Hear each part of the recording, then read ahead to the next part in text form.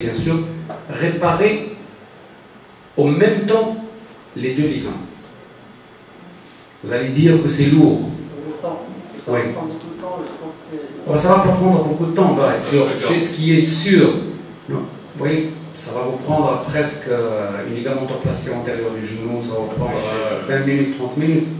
Et puis en postérieur, c'est vrai que c'est dangereux parce que vous allez chercher, bien sûr, l'espace rétrospinal, il y a l'artère poplitée et tout ça, mais vous travaillez sous amplificateur de brillance. Donc vous êtes à l'abri des problèmes si vous prenez beaucoup plus de précautions. Mais il faut opérer les deux. Chose qu'il ne faut pas faire, c'est de ne pas les opérer sous arthroscopie. Parce que dans les lésions des bicroisés, il y a des décollements capsulaires très importants en arrière. Et si vous les opérez sous arthroscopie, il vous faut beaucoup de liquide pour bien voir, bien sûr, les structures en avant et en arrière. Donc, il y a beaucoup de liquide qui va passer dans la jambe. Et c'est le syndrome de Loge, et qui risque de tourner très mal par une ischémie de membre ou par carrément une opération. Donc, opérer à foyer ouvert ou à ciel ouvert, réparer le ligament croisé antérieur et le ligament croisé postérieur.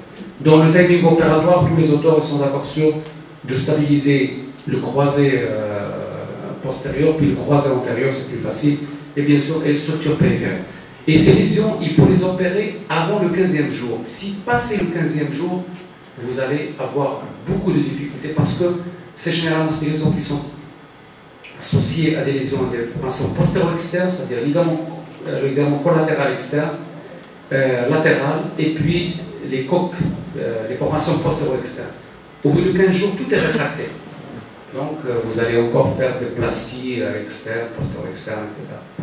Donc, pour les lésions des bicroisés, il faut opérer si le sujet est jeune et sportif.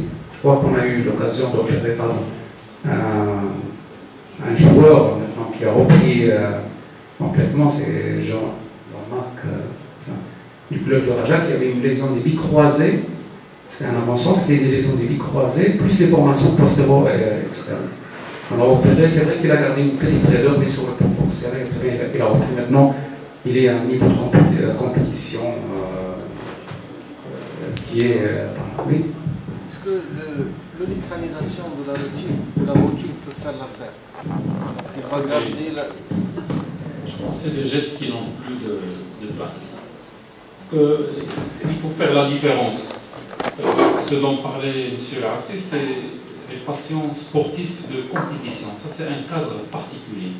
Par exemple, le jeune joueur de Raja, combien il avait 17 ans, même 22 ans, et c'était un accident dramatique. Et je me rappelle, M. Laracé, avant qu'on l'opère, on avait beaucoup discuté, même son dossier a été envoyé à Boussatan, en France, à Toulouse. Et il fallait l'opérer parce qu'il vit du sport. Hein. On ne va pas raisonner de la même manière chez, par exemple, quelqu'un qui a 40 ans ou 50 ans qui fait une luxation du genou. C'est pas pareil. Quand on est face à des sportifs compétiteurs, il faut leur stabiliser le genou. Donc, des gestes comme ça, comme l'olicranisation de la rotule pour espérer une certaine cicatrisation du croisé postérieur, c'est des gestes vraiment qui réservés pour cette catégorie, hein, les cinquantenaires. Mais chez un sportif, il faut stabiliser le genou. Moi, je me rappelle également quand on était quand j'étais chez Masculin, les lésions bicroisées, on les opérait à chaud. Donc, chez les jeunes, même des sportifs de loisirs, il faut les opérer à chaud. Donc ça ne sert à rien, vraiment à rien d'attendre. Donc c'était pratiquement les seules lésions, les bicroisés, les pentades, c'était les seules lésions, les seules entorses graves à opérer en urgence. Par contre, chez un croisé ou une triade, on peut se donner et les opérer, se donner un peu de temps et les rééduquer, cicatriser les formations périphériques et puis le reprendre pour le croisé antérieur. Mais les bicroisés avec les coques postérieures et tout ça, je pense que chez un sportif, ça ne se discute plus. Parce que sinon, on est convaincu. En fait, il y a une autre intervention parce que j'ai vu un cas en France quand j'étais en stage. Donc, ils ont réparé le ligament croisé postérieur. C'était une désinsertion au niveau de la spinale.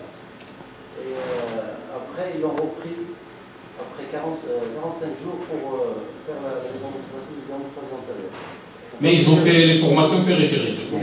Non, les formations périphériques plus le Postérieur, bien sûr. Le plan postérieur et après le ligament croisé, le ligament croisé. Parce que je pense parfois c'est difficile de gérer ça, de gérer le timing. Je pense que votre cas c'était passé peut-être. Et je pense que si on a plusieurs liaisons, je ne pense pas qu'on peut faire ça en un seul temps. Je pense que c'était 3 heures. C'était pratiquement 3 heures d'intervention chirurgicale. Et lâchage de garrot, bien sûr. Pour lâcher le garrot, bien. En fait, j'ai fait des petites recherches bibliographiques et il y a quand même des auteurs qui choisissent cette alternative. C'est-à-dire faire le formation périphérique et puis après le croisement antérieur. Je pense que ça me facilite peut-être. Pour nous, c'est opéré en... Ça restera quand même, je pense. Oui, bien sûr. Heureusement. Opérer à chaud ces lésions, parce que de toutes les manières, c'est des malades qui vont bénéficier du même protocole de rééducation. Donc, c'est attendre au bout de 45 jours, réopérer encore. Je ne suis pas d'accord sur ce point parce que le problème postérieur, c'est difficile sur le plan rééducation. Je ne pense pas que c'est la même chose. Parce que pour rééduquer un ligament postérieur, c'est pas évident d'empêcher la recul de tibial. Il y en a qui mettent un embrochage plutôt que le tibia. Ils font l'olocalisation, c'est de ça que parle. En fait, ils fixent la rotule avec le tibia pour empêcher le recul du tibia. Donc ça, là-dessus, je pense que c'est un problème de rééducation. Donc c'est ça la difficulté de LCP, c'est surtout la rééducation.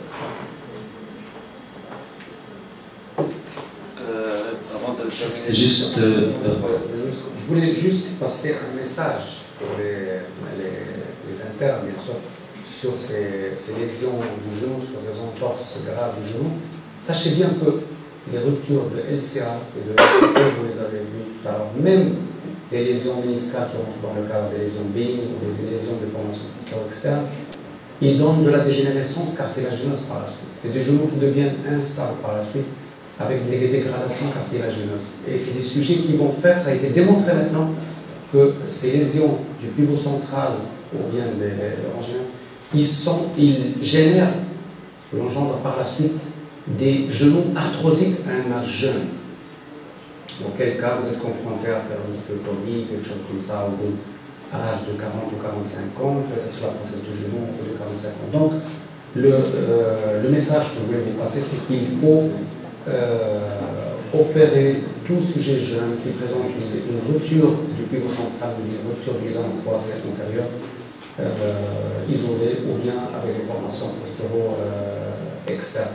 Ça, c'est le premier message. Deuxième message, quand vous les voyez en urgence, jamais d'immobilisation, protocole d'ORS, et revoir le malade au bout de quelques jours ou de 2 semaines, puis refaites un autre bilan clinique, et en fonction de ça, vous êtes orienté sur telle ou telle lésion, et vous demandez votre bilan, bien sûr, votre bilan imagerie, et soit le patient pour un spécialiste, ou discuter bien sûr des éventualités thérapeutiques chez ce patient. Mais jamais d'immobilisation, s'il vous plaît.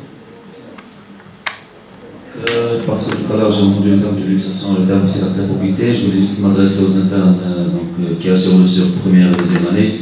Je vais rappeler d'un cas d'un malade, il ne faut jamais aussi s'arrêter, je vais y revenir, il ne faut jamais s'arrêter au diagnostic de l'entorse grave. Il faut toujours aussi avoir l'antise d'un épisode de luxation. C'est pour ça qu'il faut toujours pousser dans l'interrogatoire avec le malade de rechercher un épisode de luxation chez le malade donc, au moment du traumatisme, et bien sûr prendre en considération l'importance du traumatisme.